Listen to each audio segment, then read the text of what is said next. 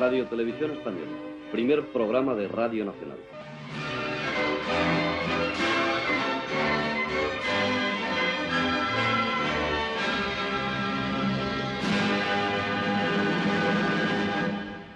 La Casa de Su Majestad el Rey ha hecho pública la siguiente nota. De acuerdo con lo dispuesto en la Ley Orgánica del Estado, previa propuesta interna del Consejo del Reino, Su Majestad el Rey ha designado como presidente del Gobierno a don Adolfo Suárez González, a quien recibió esta tarde en el Palacio de la Zarzuela. El Boletín Oficial del Estado publicará el lunes el correspondiente decreto, fijándose ese mismo día para la ceremonia de juramento del nuevo presidente del Gobierno. Palacio de la Zarzuela, 3 de julio de 1976. Estupor general. El nombramiento de Adolfo Suárez como presidente del Gobierno cae como una bomba en la vida política española. La prensa democrática, que viene presionando desde hace años por el advenimiento de las libertades políticas en España, es la primera en reaccionar y, en general, lo hace con extrema dureza. Lo oí por la radio, me quedé demolido. La verdad, todos esperábamos nuestra Areiza. ¿Qué quieres? Areiza era nuestro hombre, el hombre que había estado cerca de nosotros, cerca de la oposición en aquellos años. Y la aparición de Suárez nos dejó boquiabiertos. Boquiabiertos. A mí me pareció que probablemente quizás el rey se había equivocado. La opinión compartida en artículos y editoriales de la prensa progresista es la de que con el nombramiento de Suárez se refuerza al franquismo y las esperanzas democráticas se desvanecen. La mayoría de los analistas sostiene que el proceso de evolución política ha quedado con esto herido de gravedad. Ha sido, dicen, un paso atrás, un disparate. El rey ha cometido un error que puede ser irreparable para España y para la monarquía. La prensa extranjera acoge el nombramiento del nuevo presidente con la misma o con mayor decepción. Yo fui efectivamente uno de los que se alarmó cuando se designó a Adolfo Suárez, porque yo no le conocía personalmente, porque era el secretario del Movimiento Nacional, y por lo tanto un representante del régimen del general Franco, y nos parecía que una persona con esos antecedentes difícilmente iba a favorecer una evolución hacia la democracia.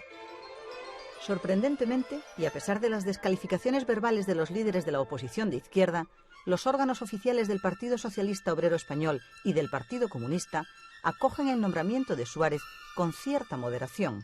Incluso otorgan al presidente el beneficio de la duda. En vista de la pésima acogida dispensada a Suárez, los medios oficiales de comunicación se apresuran a apuntalar su imagen. Su identificación con los proyectos del rey y su propia juventud se presentan como garantías de lo que será su gestión política. Adolfo Suárez posee dotes de juventud, inteligencia y energías necesarias para su difícil compromiso. Dotado de una ya larga experiencia en la gestión política, pese a contar solo 43 años, ofrece la imagen de atractiva modernidad que conviene a nuestra joven monarquía. Es un rostro joven para un tiempo joven también. Un hombre de nuestros días abierto y sensible para percibir las demandas de una sociedad en proceso de cambio. Por su juventud, por su perfecta compenetración con los propósitos de la corona, que asume en su integridad, la gestión del señor Suárez ofrece en principio un máximo de garantías. Pensamos que hay que recibir al nuevo presidente del Gobierno con ánimo abierto para la esperanza y actitud generosa en la asistencia a las demandas que, indudablemente, el país exige de todos. A pesar del desconcierto producido, el nombramiento de Suárez no es ni una imprudencia ni una casualidad. Todo lo contrario. Es el resultado de una hábil operación largamente planeada y llevada a cabo por Torcuato Fernández Miranda, presidente del Consejo del Reino, el alto organismo encargado de presentar al rey una terna de presidenciables para que, de entre ellos, el rey elija. Fernández Miranda ha tomado sus precauciones con tiempo. No recuerdo exactamente cuando Torcuato, que el día me refiero, me llama para ir a su despacho, que eso sí me acuerdo que por la noche al despacho de las Cortes, y me dice: Miguel, tenemos, sea como sea, conseguir que Adolfo Suárez vaya en la terna. Y por supuesto, no para presidente de gobierno, sino que es conveniente que un hombre nuestro, que sea un hombre posible, nuevo, joven, tenga que entrar. Y así hay que convencerle a una serie de consejeros. Tú tienes que hablar. Yo me llevé una lista de unos 5 o 6 en que hablé con ellos y les dije pues la importancia que podía tener que Adolfo Suárez estuviera en la terna. Y punto. El 3 de julio, 48 horas después de la dimisión de Arias, los consejeros del Reino se reúnen para decidir los nombres de los 3 candidatos a la presidencia del gobierno. Para entonces, Fernández Miranda ha tejido ya una compleja red de compromisos de apoyo recíproco entre las distintas familias políticas representadas en el Consejo del Reino, que hace imposible averiguar cuál es verdaderamente el candidato del rey, si es que tiene alguno. Había habido acuerdos internos por parte de Torcuato, pues no solamente los realizados con nosotros, sino él con todos los demás, o sea, no los que yo hice, pues con los demócratas cristianos, con una serie de ellos, en donde a cambio de que apareciera pues Adolfo Suárez, también que apareciera una votación con nosotros, un compromiso, por ejemplo, el caso del señor Silva. Fernández Miranda establece un sistema de eliminatorias que va reduciendo poco a poco el número de candidatos. Fraga y Areilza, las estrellas políticas del anterior gobierno, son eliminados desde el comienzo por los franquistas ortodoxos, sin que Fernández Miranda haga ningún esfuerzo por rescatarlos. El nombre de Adolfo Suárez va pasando todas las votaciones. Reducida ya la lista a 6 personas, el exministro del movimiento es visto por los hombres del régimen como un candidato aceptable, y lo apoyan con tranquilidad, aunque sin entusiasmo. Pero hay un momento en que a Fernández Miranda está a punto de escapársele la operación de las manos. En el último instante, se hace evidente que el democristiano Silva Muñoz va a obtener el apoyo unánime de los consejeros del Reino, lo cual podría, de algún modo, forzar al rey a nombrarle presidente del gobierno. Y no son esos los planes de don Juan Carlos. Torcuato Fernández Miranda suspende entonces la votación. Se suspendió la reunión y Torcuato pues me dijo: Miguel, a pesar del compromiso que tienes, que hemos quedado en que tienes que incluir a Silva, te pido que no le votes porque creamos un compromiso al rey. Si van con los 16 votos del Consejo del Reino, va el señor Silva, porque entonces es una especie de presión como diciendo todos queremos a Silva, los demás son acompañantes. A las 2 de la tarde se levanta la sesión. Suárez va en la terna. Acompaña en ella al democristiano Silva Muñoz y al tecnócrata López Bravo. Pero los consejeros del Reino están tranquilos. Suárez no es, a sus ojos, más que un discreto comparsa de los auténticos candidatos. La operación ha terminado con éxito. Y cuando Fernández Miranda sale de la sala de sesiones, pronuncia lo que entonces parecieron enigmáticas palabras: estoy en condiciones de ofrecer al rey lo que me ha pedido.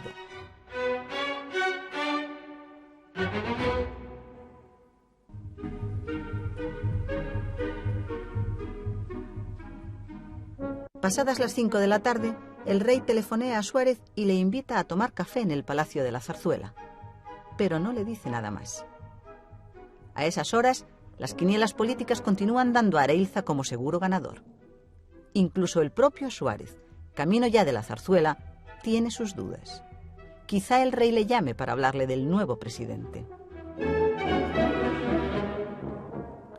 A las 6 de la tarde, Adolfo Suárez recibe el encargo de conducir al país hacia la democracia.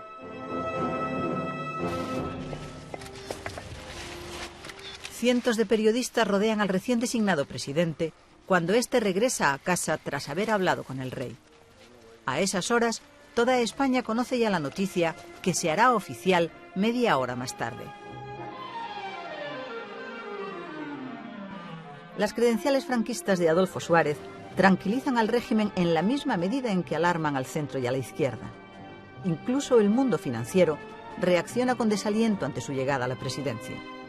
Las 3 bolsas españolas, que habían experimentado una notable subida tras la dimisión de Arias Navarro, sufren una baja generalizada al conocer la designación de Suárez.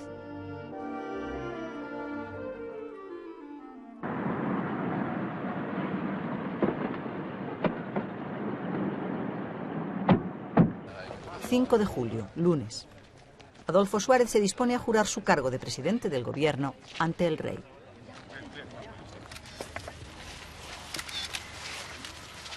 Juro desempeñar el cargo de presidente del Gobierno con absoluta lealtad al Rey y estricta fidelidad a los principios del movimiento nacional y leyes fundamentales del Reino, así como guardar secreto de las deliberaciones de los consejos de ministros. A partir de ese momento, el rey pasa al primer plano de la vida política nacional.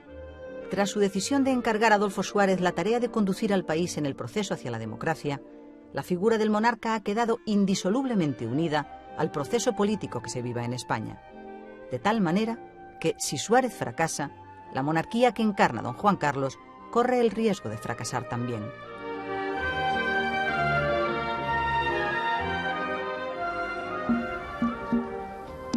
El nuevo presidente empieza a actuar sin pérdida de tiempo. Aún antes de formar gobierno, se dirige por televisión a los españoles. Es un intento de neutralizar cuanto antes la desconfianza con la que ha sido recibido.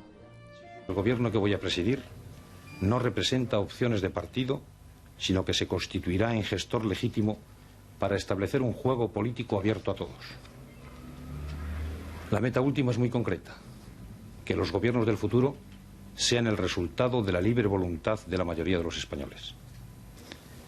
Con esta ilusión, les invito hoy a iniciar juntos un camino de futuro. La confianza que me animó a aceptar esta grave responsabilidad que he asumido radica en el propósito de que la iniciativa del Gobierno sea el reflejo puntual y auténtico de la voluntad popular. Si debiera señalar una aspiración en este momento, creo que podría reducirla a una forma ya clásica: gobernar con el consentimiento de los gobernados. Cuando Suárez comparece ante la televisión, sabe ya que las estrellas políticas del anterior gobierno se han negado a colaborar con él.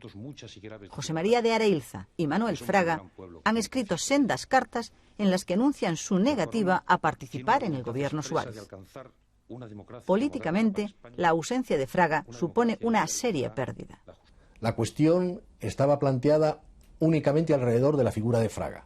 Fraga no iba a ser presidente del gobierno, pero se seguía queriendo contar con él porque tenía un ascendiente importante entre los reformistas del régimen de Franco y había que contar con ellos. El rey telefonea 2 veces a Fraga para que reconsidere su posición. Pero el que fuera vicepresidente del primer gobierno de la monarquía y padre del primer proyecto de reforma política se mantiene firme en sus razones.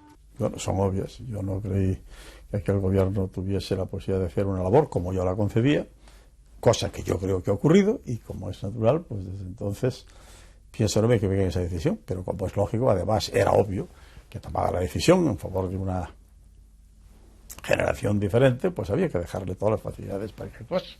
José María de Areilza, exministro de Exteriores y el hombre al que toda la oposición hubiera deseado ver en la presidencia del gobierno, es menos contundente en su negativa. Yo quedé fuera del gobierno. Quizá no hubo en aquel momento lo que debía haber habido, una conferencia o un diálogo personal con Adolfo Suárez, pero no lo hubo. Yo recabo para mí la responsabilidad del error, si es que hubo error. Con estas y otras llamativas ausencias y con muy escaso apoyo por parte de la clase política, Suárez forma gobierno. El democristiano Alfonso Osorio, que va a ser su vicepresidente, proporciona a Adolfo Suárez la mayor parte de los hombres del nuevo equipo, en el que solo se mantienen del anterior gobierno los 3 ministros militares. Adolfo no tenía muchos nombres, o los que tenía él consideraba que no eran los adecuados para el momento. Le puse sobre la mesa una lista, bastante extensa por cierto, que coincidía muy mucho con los hombres que figuraban en el archivo de Jacobo Cano en la Zarzuela. Y rápidamente nos pusimos de acuerdo sobre quiénes eran las personas que debían de ser llamadas. Si el nombramiento de Suárez fue recibido con hostilidad, la acogida que se otorga al nuevo gobierno por parte de la prensa no puede ser más desastrosa. La opinión general es que se trata de un equipo de tercera división, formado como último remedio de emergencia ante la soledad política en que se encuentra el presidente Suárez. El hecho de que la mayor parte de los nuevos ministros sean hombres jóvenes hace que reciban el nombre de gobierno de PNNs, o sea, de profesores no numerarios, que es tanto como decir de aprendices de la política. Nadie o casi nadie espera que este gobierno de PNNs dure más allá del verano. el crédito político que se le concede es nulo. Fuimos mal recibidos por la oposición antifranquista, fuimos recibidos mal por los ortodoxos del sistema y fuimos mal recibidos por la prensa, que fue la que nos dio aquel título del gobierno de Penenes. Y en cierto modo era verdad, desde el presidente del gobierno a la práctica totalidad de los ministros en una situación de normalidad, pues seguramente la mayor parte de nosotros deberíamos de haber sido sus secretarios durante bastante tiempo. Pero nosotros estábamos muy convencidos de lo que teníamos que hacer. Teníamos las ideas muy claras también. Este gobierno de PNNs tiene ante sí una tarea esencial, la de darle al país un vuelco político radical, pero sin romper con la legalidad vigente. Una operación que va a exigir grandes dosis de valor y de imaginación, y que ha de acometerse además con la máxima rapidez si se quiere evitar un serio enfrentamiento en el país. Porque la presión de la oposición en la calle ya es masiva.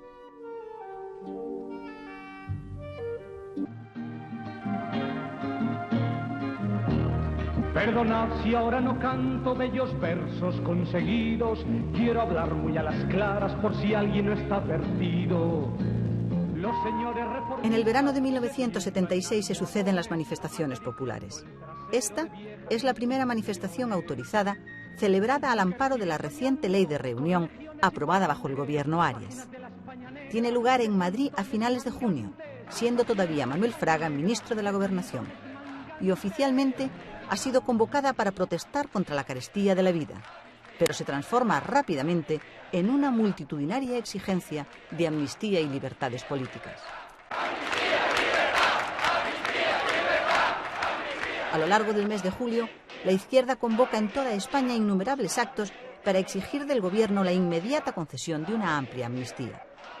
Esta es la primera prueba que reclama la oposición para empezar a creer que sea cierta la voluntad democratizadora que proclama públicamente Adolfo Suárez. Quieren crear privilegios con la ley de reuniones y aún así exigiremos que se abran las prisiones.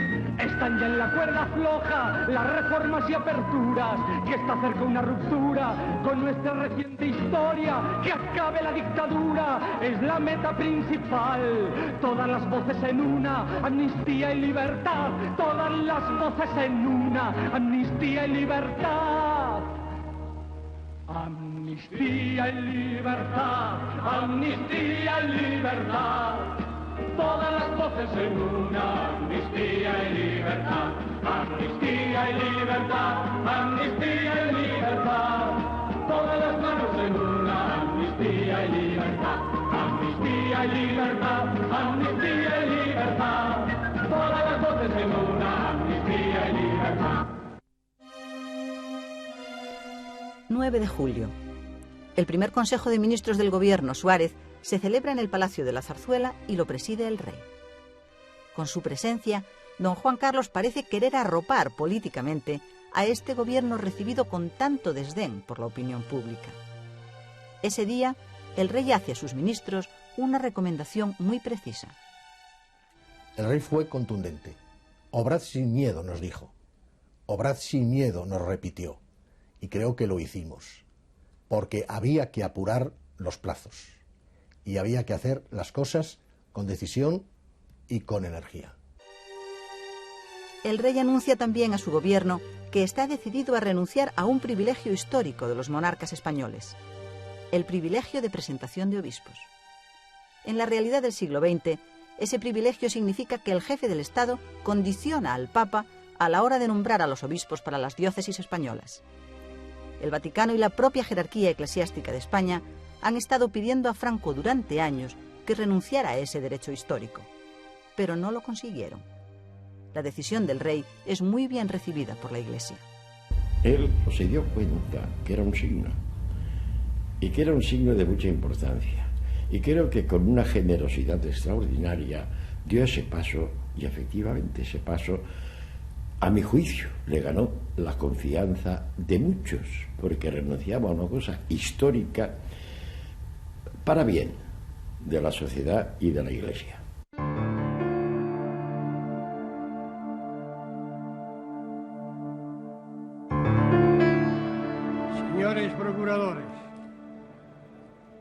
con cortedad de palabra, pero no de sentimientos, deseo al comienzo de esta sesión expresar el saludo de la Cámara al nuevo Gobierno y a su presidente, Adolfo Suárez.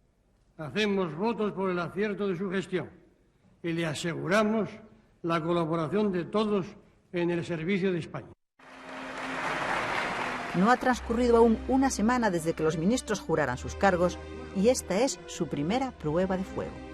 El Gobierno va a intentar superar con éxito el escollo en el que quedó estancado el anterior equipo, la votación en el Pleno de las Cortes de la reforma parcial del Código Penal. El problema continúa estando exactamente en el mismo sitio, en el artículo que establece qué partidos podrán ser legalizados y cuáles no. Y el fondo del problema tampoco ha variado. Los procuradores no están dispuestos a tolerar que, por culpa de una redacción demasiado ambigua, el Partido Comunista pueda algún día ser legalizado en España. Sobre este punto crucial existen dos redacciones posibles. Una, mucho más abierta y liberal, en la que podrían caber todos los partidos que acepten un juego democrático. Es esta. Las que por su objeto, programa, actuación o circunstancias atenten a la dignidad o a la libertad humanas o sean contrarias al pluralismo asociativo como medio para la participación política. La segunda fórmula afina mucho más y declara no legalizable a un tipo de partido que solo puede ser o el Partido Comunista o sus semejantes. Es esta. Las que, sometidas a una disciplina internacional, se propongan implantar un sistema totalitario.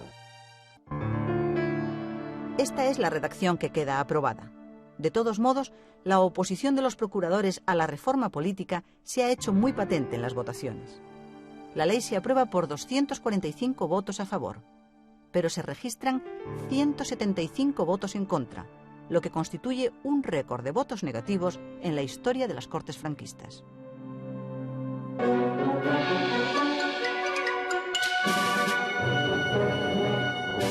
Tan solo 2 días después de haber superado la votación en las Cortes, el Gobierno hace pública su declaración programática.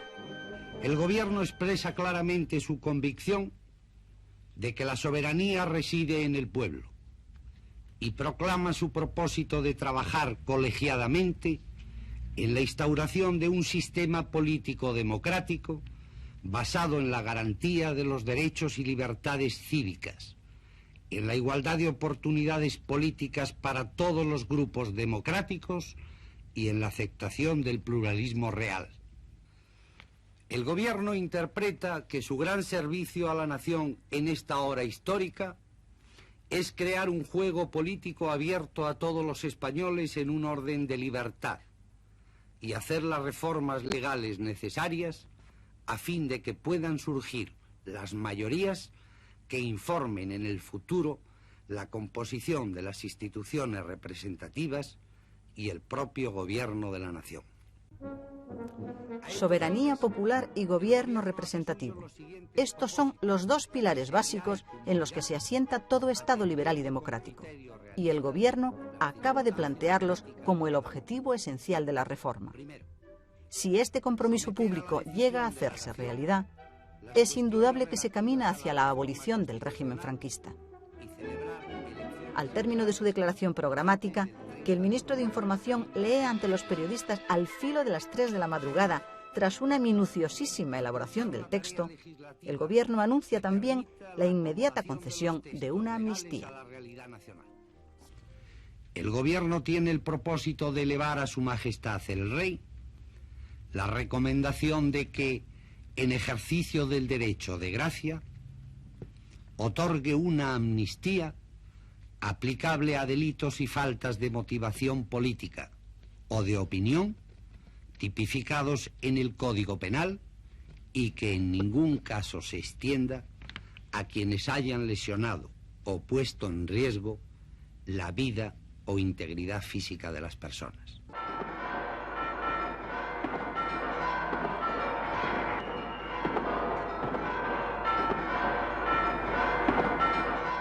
Majestad, venís a Compostela en este año jubilar para postraros ante el sepulcro de Santiago y en nombre de la nación española presentarle la tradicional ofrenda. Os agradecemos el que hayáis querido que a esta ofrenda precediera otra, la ofrenda que habéis hecho al Santo Padre, de vuestro propósito de renunciar al privilegio de presentación de obispos.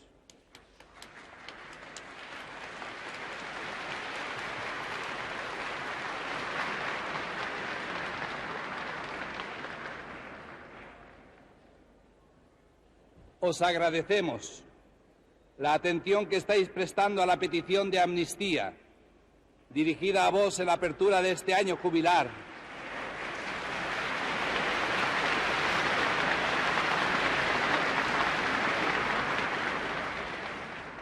Y que yo confío que será lo más amplia y generosa posible, para que pueda servir de verdadero punto de partida para una auténtica y plena reconciliación de todos los españoles.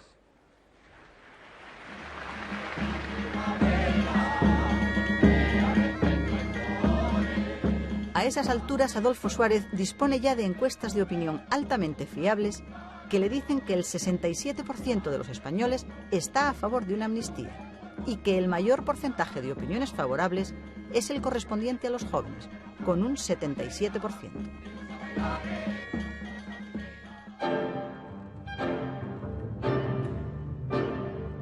La amnistía llega el 30 de julio.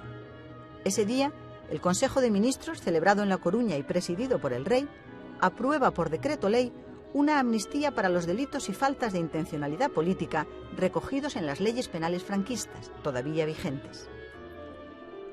La amnistía afecta favorablemente a los numerosos presos políticos que pueblan las cárceles españolas e incluyen también a los delitos de sedición y rebelión militar. Eso significa que los jefes y oficiales de la UMD, Unión Militar Democrática, van a ser puestos en libertad, aunque no podrán reingresar en las Fuerzas Armadas. La medida de gracia no incluye, sin embargo, a los presos comunes y excluye taxativamente a los delitos de terrorismo. En el País Vasco, donde la presión popular en favor de la amnistía ha sido más intensa que en ningún otro lugar de España, la noticia del alcance limitado de la medida de gracia es recibida con hostilidad. La mayor parte de los presos vascos están encarcelados por delitos relacionados con el terrorismo y, en consecuencia, van a continuar en prisión. Al País Vasco no ha llegado la amnistía.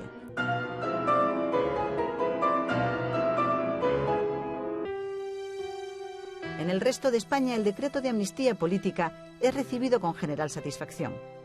La oposición democrática y la prensa consideran que es un paso adelante en ese camino de la reconciliación que el gobierno dice querer recorrer.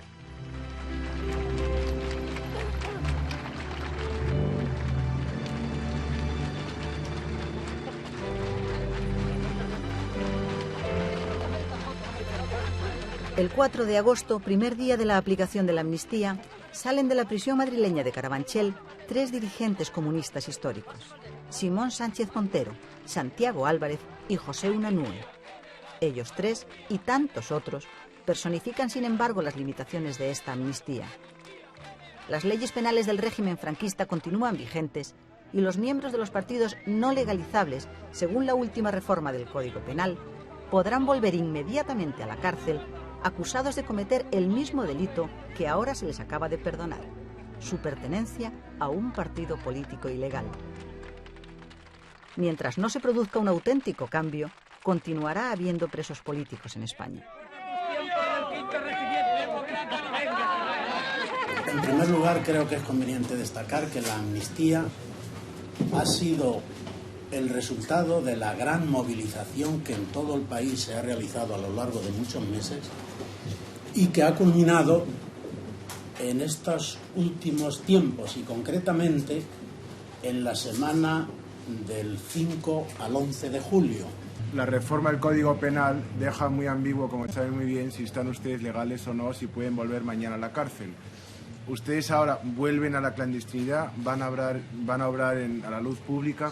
Nosotros vamos a obrar a la luz pública, ya estamos obrando aquí a la luz pública. Es decir, nosotros hemos sido condenados por ser dirigentes del partido, hemos asumido esta responsabilidad como dirigentes del partido. nos han anistiado. Naturalmente nosotros asumimos la responsabilidad de defender a un partido que no es totalitario ni depende de ningún centro internacional, como se dice en la reforma del Código Penal. Y por tanto, naturalmente, nosotros no excluimos la posibilidad de volver a la cárcel, mientras no haya plena libertad. Ese mismo día 30 de agosto recuperan también su libertad, la libertad de cátedra, 3 hombres que 11 años atrás habían sido separados para siempre de la Universidad Española por su oposición al régimen franquista. El gobierno Suárez, fuera ya del decreto de la amnistía, revoca la decisión administrativa que en 1965 había privado de sus cátedras a Agustín García Calvo, a José Luis Aranguren y a Enrique Tierno Galván. 11 años más tarde, regresan a sus aulas.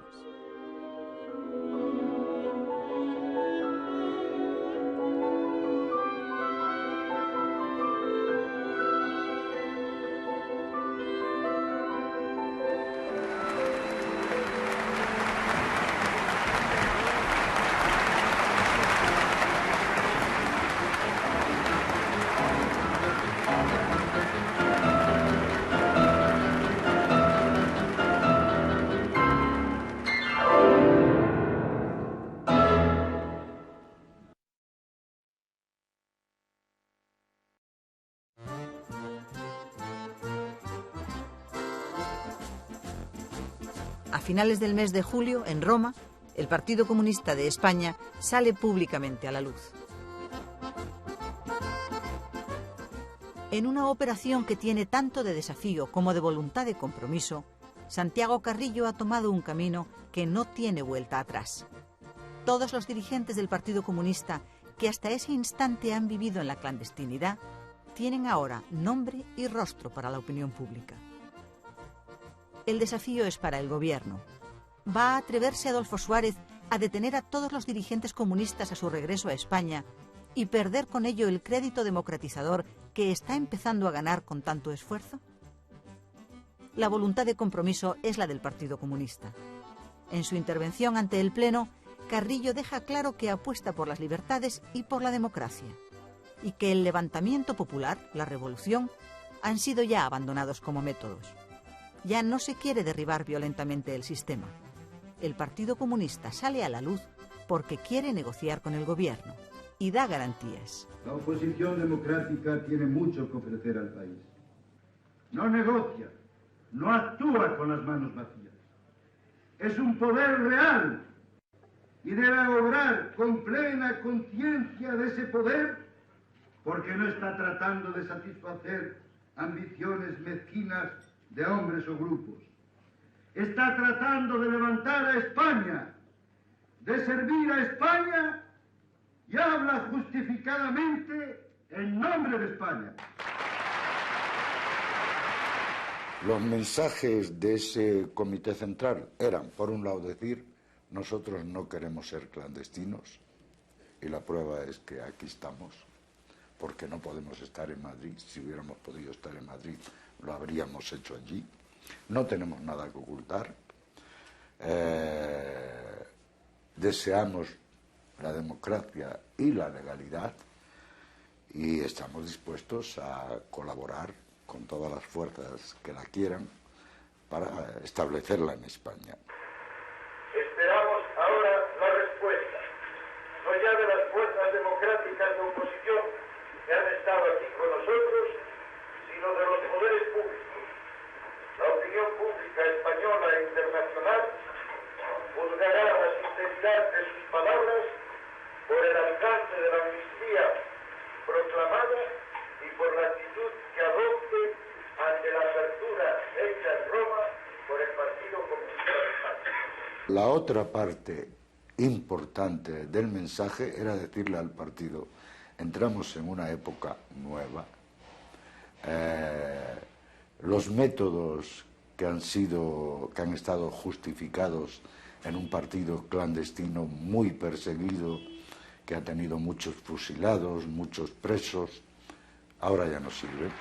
Vamos a ser un partido que va a funcionar como un partido democrático.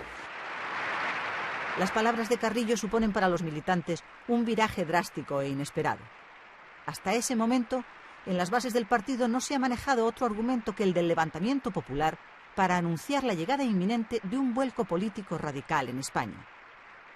A partir del Pleno de Roma, los militantes tienen que asumir que el partido camina ya por otros derroteros marcados por la prudencia y la negociación.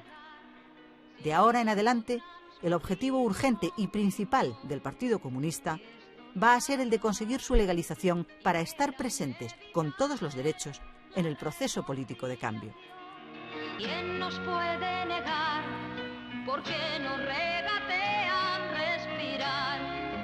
¿Quién se atreve a explicar que sea un beneficio la clandestinidad? Para otros los laureles, la regalada historia, que el único camino nos lleve a la victoria. Sí, veremos a Dolores caminar las calles de Madrid.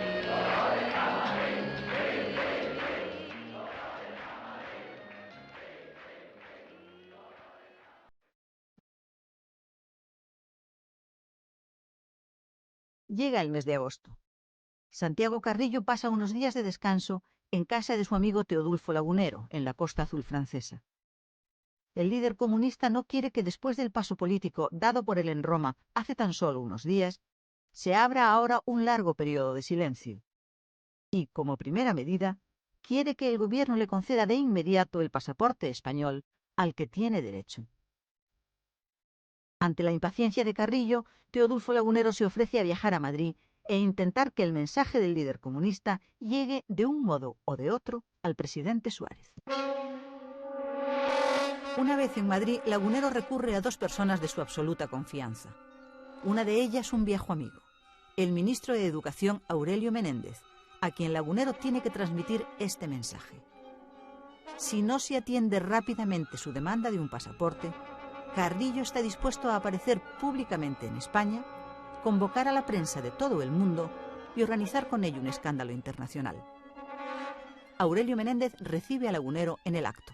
Aurelio me dijo: mira, Teodulfo, tú frénale a Santiago, dile que sea prudente, que no haga ninguna provocación, que tenga la seguridad de que Suárez es un demócrata, de que este gobierno es un gobierno de demócratas, que queremos la democracia, que la vamos a traer, pero estamos en el filo de una navaja, de un sable. Estamos en el filo de un sable. Que no nos fuerce, que no precipite, que no nos podemos adelantar ni un día a lo que estamos haciendo, porque puede estropearse todo. Lagunero habla también con José Mario Armero, abogado, quien acude al vicepresidente del gobierno, Alfonso Osorio, y le hace una propuesta concreta. José Mario Armero nos indicó que tenía una seria posibilidad de entrar en contacto con Santiago Carrillo para conocer exactamente cuál era su posición, y nos pareció una muy buena idea. Con la autorización de Adolfo Suárez y sin perder un minuto, José Mario Armero toma un avión y viaja a Cannes. Oficialmente, Armero acude a título particular a este encuentro con Carrillo. En casa de Lagunero se celebra una conversación que dura varias horas. No es una negociación, pero a ninguno de los interlocutores se les escapa la posible trascendencia de este primer contacto secreto. Santiago Carrillo insiste sobre todo en que se le dé el pasaporte. Armero no promete nada, va a oírme. Él no lleva ninguna oferta. Él lo que da es la impresión de que hay buena voluntad, pero no lleva ninguna oferta, aunque para mí el hecho de que el gobierno me mande un enlace, aunque ese enlace no me ofrezca todavía nada concreto y no admita y no se discuta más que el tema del pasaporte, para mí ya es una prueba de que el gobierno necesita contar con nosotros. No se plantea para nada en aquel momento la legalización del Partido Comunista, ni él habla de esto, ni yo tampoco, sino una serie de condiciones para echar a andar. De esas condiciones básicas, hay una que es previa a todo y sin la cual no será posible para el gobierno ningún otro paso futuro en relación con los comunistas.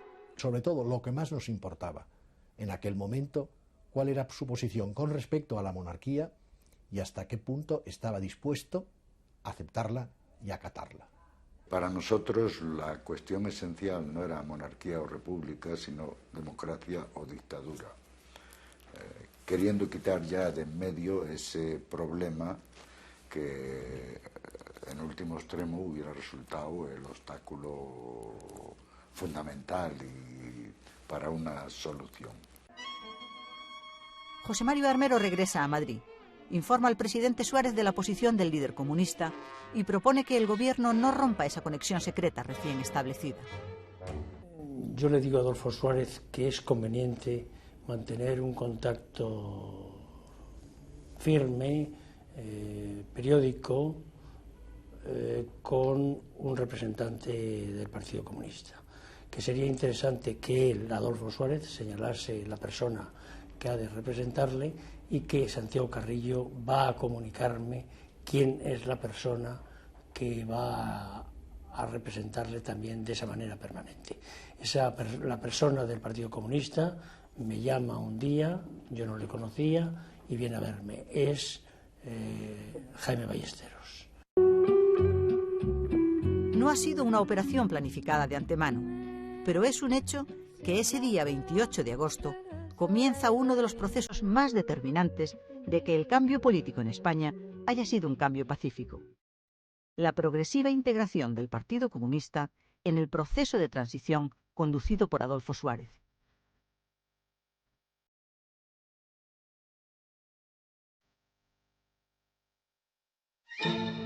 A medida que van pasando los días, se hace evidente que la estrategia del presidente Suárez es la de avanzar con la máxima rapidez por el camino que se ha trazado. Pero dentro de esa estrategia de avance rápido, Suárez cree también en la absoluta necesidad de ir negociando por separado y a ritmos diferentes con los miembros de la oposición y con los representantes del antiguo régimen. Durante ese mes de agosto, por el despacho oficial del presidente del gobierno, pasan políticos de todas las tendencias, excluidos los comunistas. Suárez necesita convencer a la oposición de la sincera voluntad democrática de su proyecto de cambio y a los franquistas de que, siendo el cambio inevitable, su proyecto es el único capaz de asegurar la moderación y la paz. El objetivo esencial de Suárez en esos momentos es impedir que el control del proceso de transición le sea arrebatado al gobierno y pase a manos de la oposición, sea esta de derechas o de izquierdas.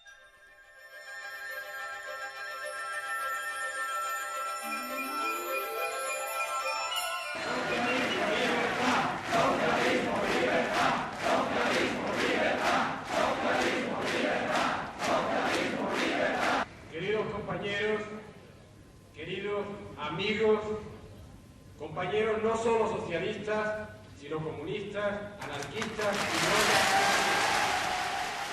y El día 10 de agosto, Adolfo Suárez se entrevista con Felipe González, líder del Partido Socialista Obrero Español. El encuentro es secreto y se celebra en una casa particular en el centro de Madrid. Hicimos una entrevista por la noche durante mucho rato y los dos solos. Efectivamente la casa se quedó absolutamente vacía, no había nadie. Estábamos los dos mano a mano, larguísimo, para analizar qué visión teníamos cada uno de la evolución de los acontecimientos, de cómo se iba produciendo la transición y qué es lo que había o se podía hacer.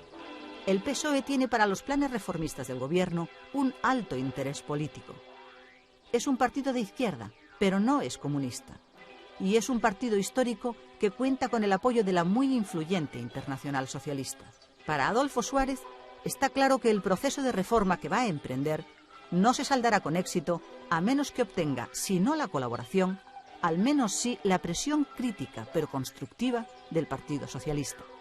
Bueno, yo creo que analizamos prácticamente todo, la relación gobierno-oposición, el proceso de legitimación de las fuerzas políticas, de legalización de las fuerzas políticas ya en aquel momento, el proceso de reforma política en mente. Hay que recordar que todavía en aquel momento no se había decidido la ley para la reforma política y menos aún el referéndum. Fue una conversación muy abierta, un primer contacto, un primer conocimiento, en el que había sobre todo un contraste de qué visión teníamos de la realidad española y de su posible evolución. Adolfo Suárez vende encanto y esperanza. y busca la aproximación entre la reforma profunda que él pretende y la estrategia de ruptura negociada que defiende la oposición. Hay que ir advirtiendo al rey de cuál es nuestra posición. Una clarificación. Exacto. O sea, hay que ir advirtiendo al rey de cuál es nuestra posición. Siempre tiene que reflejarse una actitud clara de defensa de la democracia sin ningún residuo autocrático. Y si por casualidad el gobierno, por voluntad o por intencionalidad, quiere mantener residuos autocráticos, el partido tiene que salir al paso.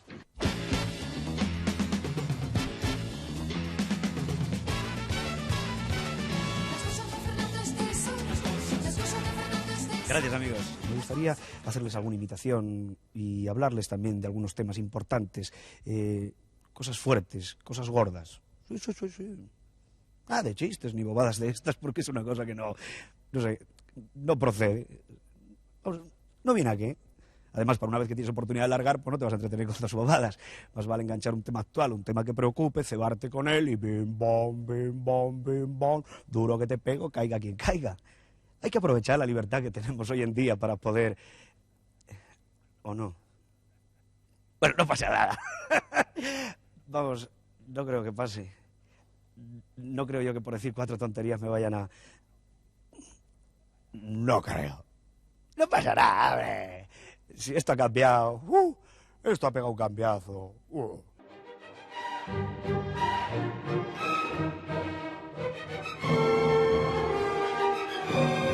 En España se vive entonces un clima contradictorio en materia de libertades. El gobierno Arias ha dejado ya 2 piezas importantes en este campo: una ley de reunión y manifestación y una nueva ley de asociaciones. Pero la mayor parte de la legislación franquista continúa vigente y puede ser aplicada con la misma contundencia de antaño. Sin embargo, la tolerancia gana fuerza día a día en la vida política y social del país. Y eso vale también para las fuerzas de orden público, o los cuerpos represivos, como las llama la oposición de izquierda. Atención, señores, atención. Atención, señores, atención. Ahora les habla el jefe de la Fuerza de Policía Armada. No den lugar a que lo que ha terminado bien, empezado bien, termine mal.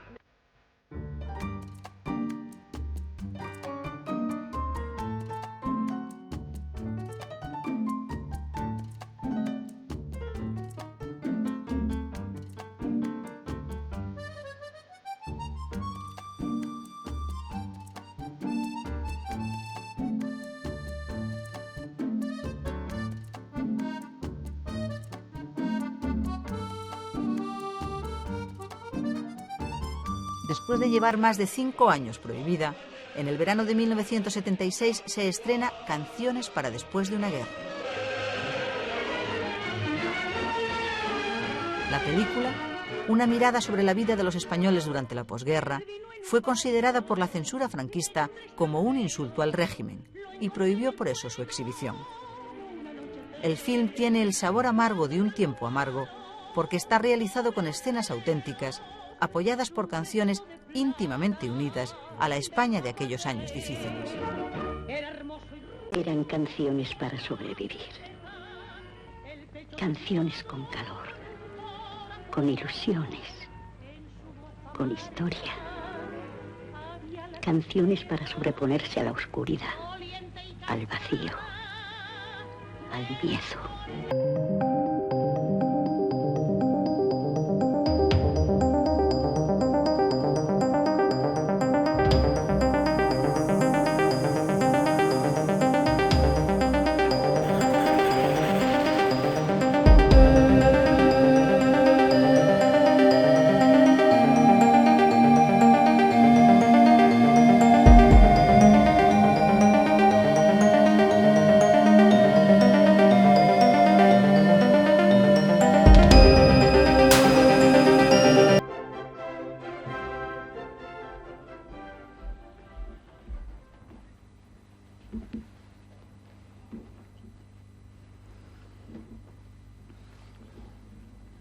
Buenas noches.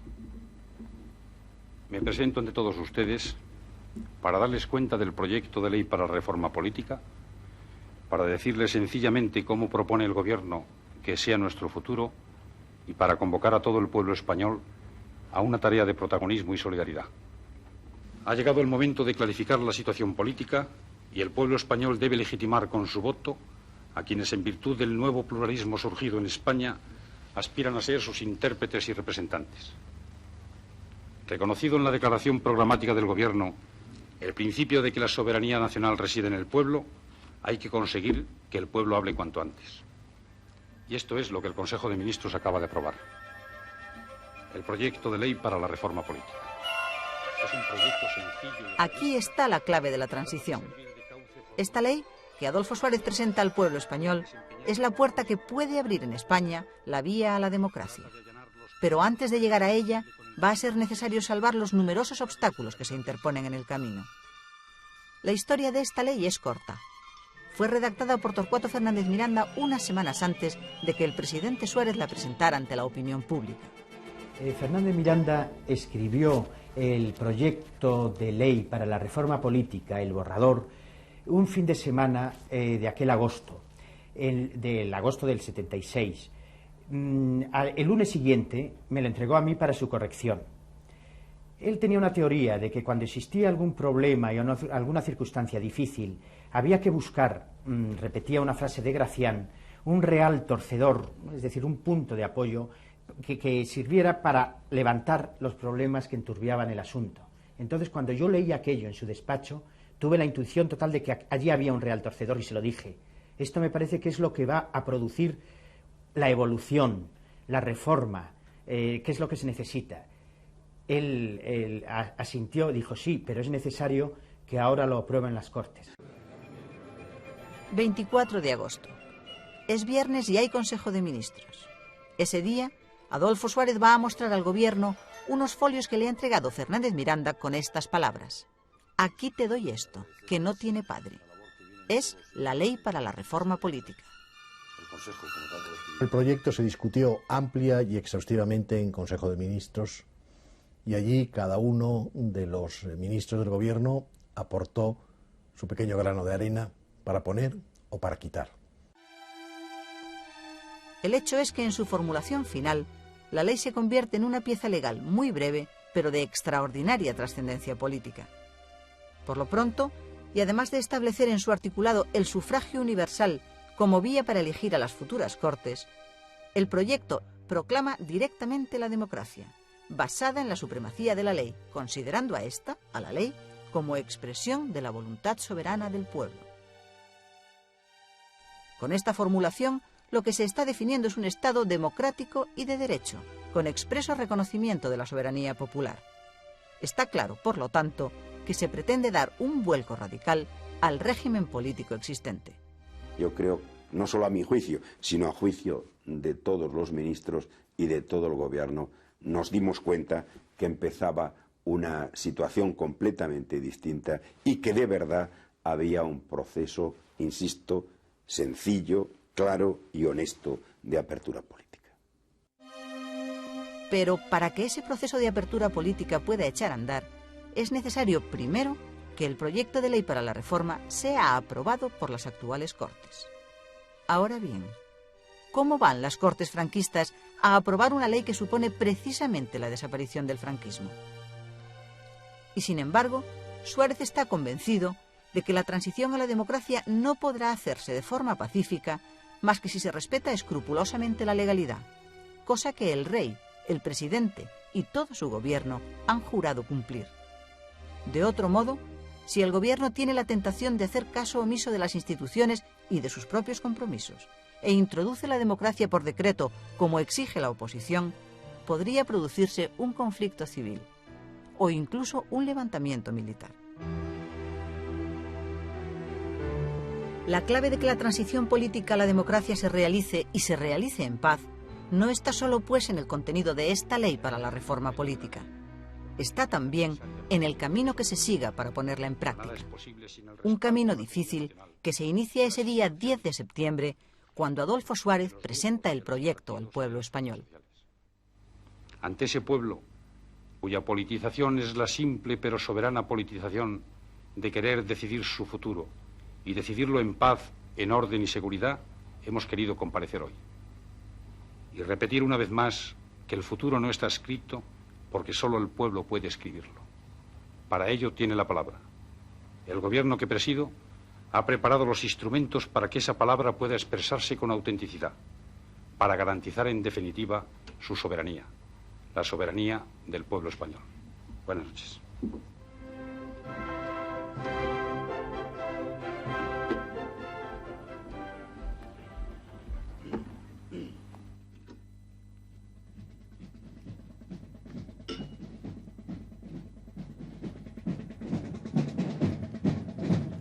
Sin el respaldo del ejército a la reforma que se va a emprender, o por lo menos sin su silenciosa aceptación, Suárez sabe que sería muy difícil llevar a cabo el proceso de cambio. Por esa razón, el 8 de septiembre decide convocar a presidencia de gobierno a los altos mandos militares. Suárez quiere explicarles personalmente las líneas generales de su proyecto de reforma. La reunión fue muy interesante, duró varias horas. Suárez estuvo francamente convincente y explicando lo que él quería hacer.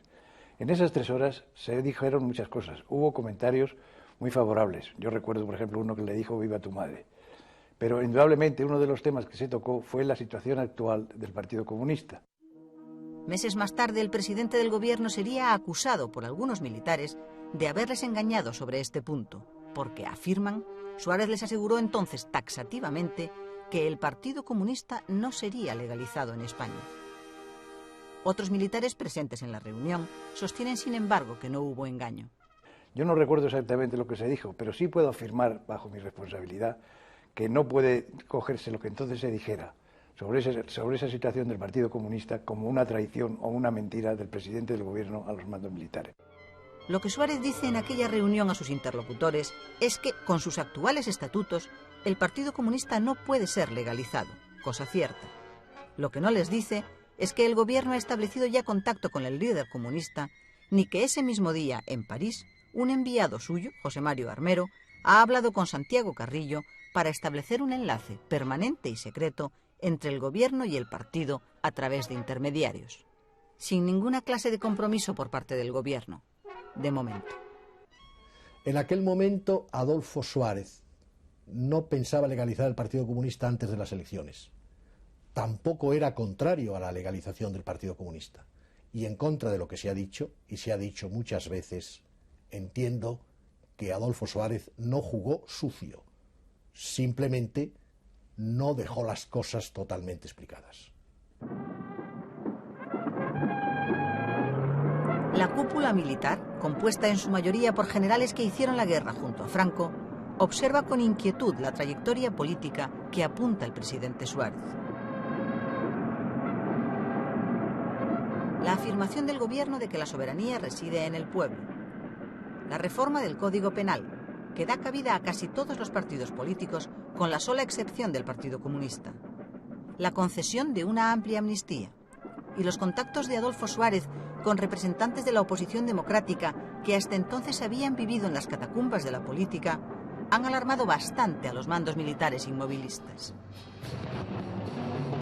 Pero la alarma sube de tono definitivamente cuando tienen noticia de que el gobierno se dispone a reconocer la libertad sindical como otra de las libertades democráticas. Eso supone no solo la disolución, o por lo menos la transformación del sindicato vertical franquista, sino también el reconocimiento de las organizaciones sindicales ilegales, como comisiones obreras, UGT o CNT, que están firmemente respaldadas por los partidos de izquierda.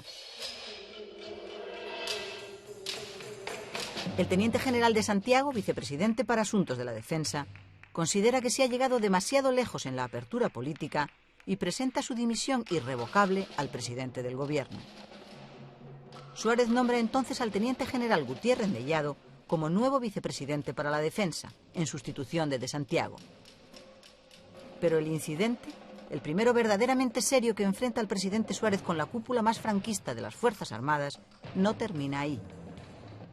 De Santiago envía a sus compañeros de armas una carta explicando las razones de su dimisión, y se ve luego respaldado públicamente por la carta abierta que un teniente general de los llamados del búnker, Iniesta Cano, publica en el diario ultraderechista El Alcázar. Iniesta Cano afirma que la continuación de Santiago en el gobierno era incompatible con el juramento que prestó al tomar posesión de su cargo de cumplir y hacer cumplir las leyes fundamentales del régimen. y, por lo tanto, aplaude su decisión, que califica como una lección de honor. El gobierno considera que los dos militares se han extralimitado en su actuación y decide entonces sancionar inmediatamente a los dos tenientes generales, ordenando su pase a la reserva. Lo que el gobierno pretende es mantener el principio de autoridad y demostrar al generalato franquista que no va a admitir sus presiones. Pero se equivoca en la medida. La decisión de pasar a la reserva a los tenientes generales de Santiago e Iniesta Cano no es admisible en derecho. Al cabo de los días, y en medio de un gran revuelo político, el gobierno se ve obligado a rectificar y queda así desautorizado precisamente ante quienes pretendía demostrar autoridad. A partir de entonces, los dos tenientes generales pasan a ser los militares más admirados de la ultraderecha, mientras el teniente general Gutiérrez Mellado se convierte en el blanco constante de los ataques y descalificaciones de quienes se oponen rotundamente a la desaparición del régimen del 18 de julio. La distancia entre una parte de la cúpula militar y el gobierno se hace insalvable.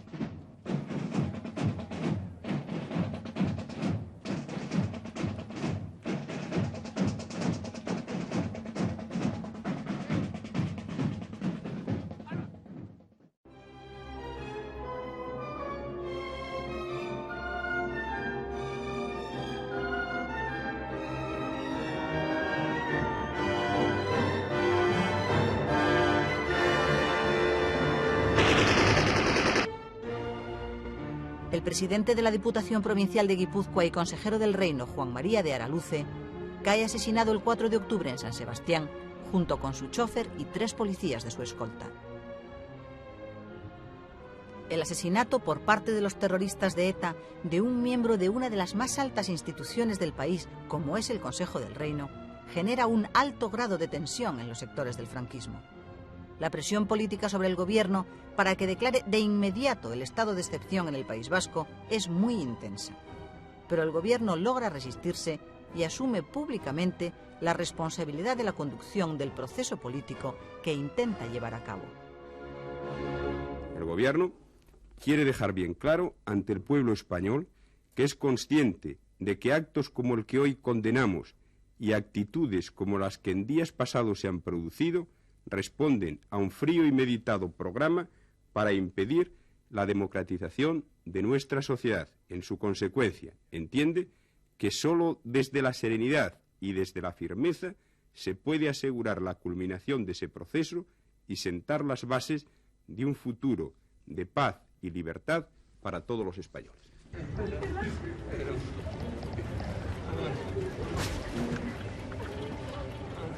El asesinato de Araluce es, por el momento, el último de una serie de atentados y de muertes que han venido crispando progresivamente al país durante todo el mes de septiembre. A finales de agosto ha muerto en Almería, por disparos de la fuerza pública, el trabajador Francisco Verdejo cuando realizaba una pintada en la calle. El día 8 de septiembre ha muerto en Fuenterrabía, también por disparos de la Guardia Civil, el joven Jesús María Zavala, miembro de Comisiones Obreras, cuando participaba en una manifestación en favor de la amnistía. La muerte de Jesús María Zavala provoca la dimisión del Ayuntamiento de Fuenterrabía en pleno, una huelga prácticamente general en toda Guipúzcoa, donde los periódicos no salen ese día a la calle, y grandes manifestaciones también en Vizcaya con numerosos incidentes. La tensión va subiendo de tono a medida que se aproxima la fecha del 28 de septiembre, en que se cumple el primer aniversario de los fusilamientos de 5 miembros de ETA y FRAP ordenados por Franco poco antes de su muerte.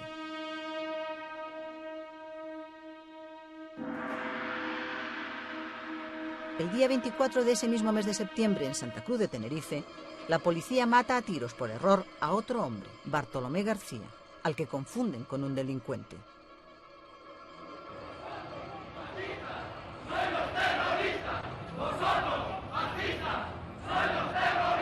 El día 27, en Madrid, un grupo de ultraderechistas asesina a tiros a un estudiante, Carlos González, que participaba en una manifestación.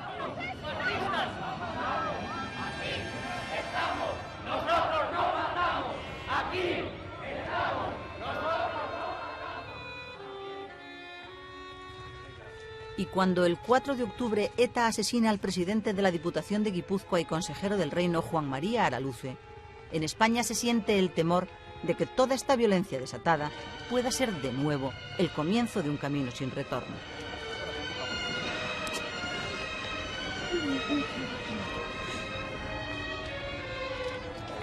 Lo cierto es que desde ese momento y hasta la celebración de las primeras elecciones libres, los distintos tipos de terrorismo se van a sumar a los factores de resistencia política para, todos juntos, ir ejerciendo una presión creciente, cada vez más dramática, contra el proceso democratizador que acaba de ponerse en marcha.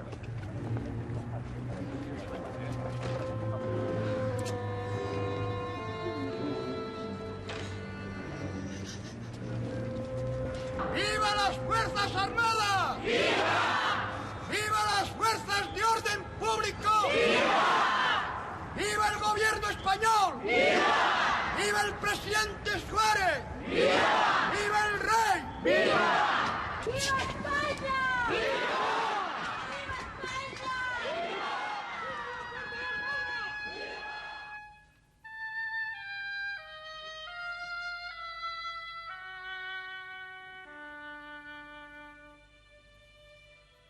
España!